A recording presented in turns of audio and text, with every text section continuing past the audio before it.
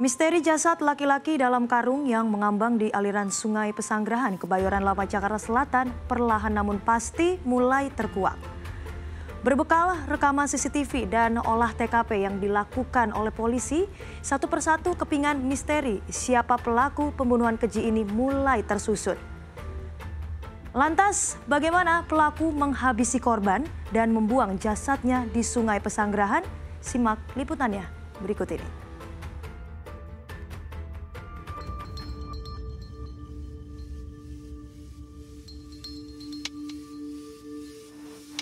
Gempar.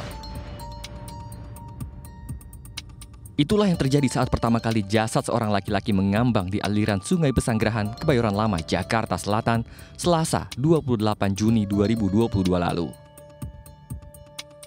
Polisi mengungkap identitas korban bernama Aples Bagustrion.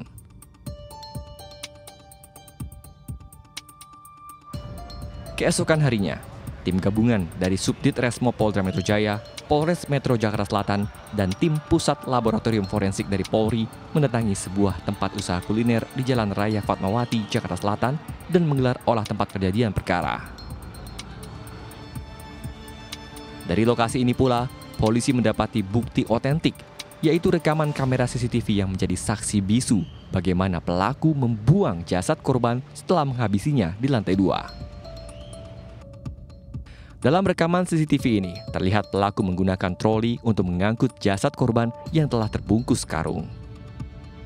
Sebelumnya, korban dihabisi di dalam kamar mes karyawan dengan cara dipukul dan ditusuk senjata tajam.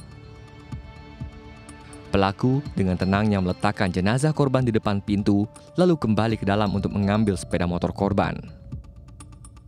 Bahkan pelaku juga sempat mandi untuk membersihkan noda darah korban yang menempel pada pakaiannya. Setelah berganti pakaian, Rizky kemudian membawa jasad korban menggunakan sepeda motor dan membuangnya ke Kali Pesanggerahan untuk menghilangkan jejak kejinya. Menurut penyelidikan polisi, korban dan pelaku sudah saling mengenal dan memiliki hubungan pertemanan karena berasal dari daerah yang sama. Kabid Humas Polda Metro Jaya, Kombes Endra Zulpan menegaskan keduanya tidak memiliki kelainan seksual. Mereka ini tidak memiliki kelainan seksual, ya. Bahkan memiliki pacar, ya. Tersangka ini bahkan sebelumnya itu sebelum tertidur dibangunkan oleh korban itu di ruko di Fatmawati itu habis ketemu pacarnya, gitu ya.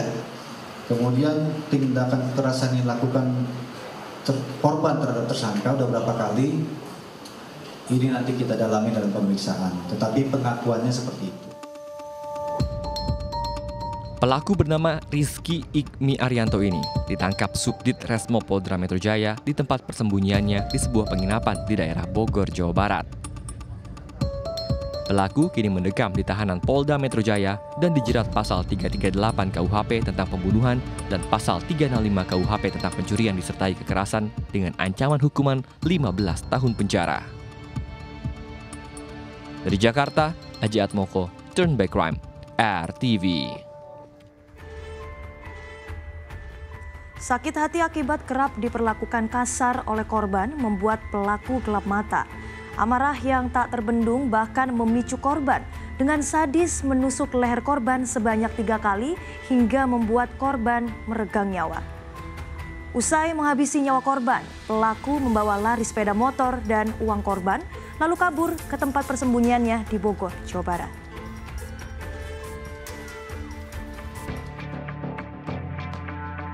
Tabir gelap yang menyelimuti misteri penemuan jasad laki-laki yang menggambang di Sungai Pesanggerahan kini sudah tersingkap dengan gamblang.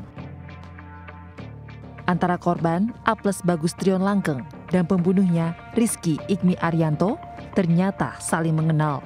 Bahkan sejak lama berteman karena berasal dari daerah yang sama, yaitu Lampung. Kepada polisi, pelaku menceritakan secara detail mengapa ia menghabisi nyawa teman sekampungnya ini. Di hari kejadian, pelaku sedang tidur di mes karyawan di lantai 2. Tiba-tiba korban datang dan membangunkan pelaku dengan kasar dengan menendang pelaku. Pelaku yang terkejut lalu memarahi korban hingga keduanya terlibat adu mulut dan berujung dengan perkelahian. Saat pergumulan terjadi, pelaku meraih sebilah pisau di atas meja dan langsung menikam leher korban sebanyak 3 kali hingga pemuda berusia 21 tahun itu tewas seketika. Oleh pelaku, jasad korban kemudian dibungkus plastik dan dimasukkan ke dalam karung bersama sebuah bantal dan guling. Setelah suasana restoran sepi, pelaku mengangkut jasad korban dengan troli lalu memboncengnya dengan sepeda motor korban ke pinggir kali Pesanggerahan. Pelaku lantas menenggelamkan korban dengan memasukkan bongkahan batu sebagai pemberat karung. Tak hanya menghilangkan nyawa, pelaku juga membawa kabur barang berharga korban, mulai dari sepeda motor hingga uang tunai. Saat korban ditangkap, Subdit Resmo Polda Metro Jaya menyita sejumlah barang bukti, mulai dari karung, bantal guling, bongkahan batu, troli, hingga sepeda motor dan uang milik korban. Nasi telah menjadi bubur.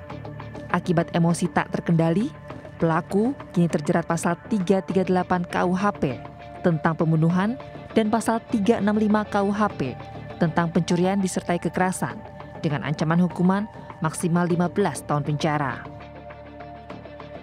Dari Jakarta, Ajat Moko, Turn Back Crime, RTV. Usai jeda berikut, kami akan mengajak sahabat RTV untuk menelusuri lebih dalam ke tempat kejadian perkara. Tetap di Turn Back Crime.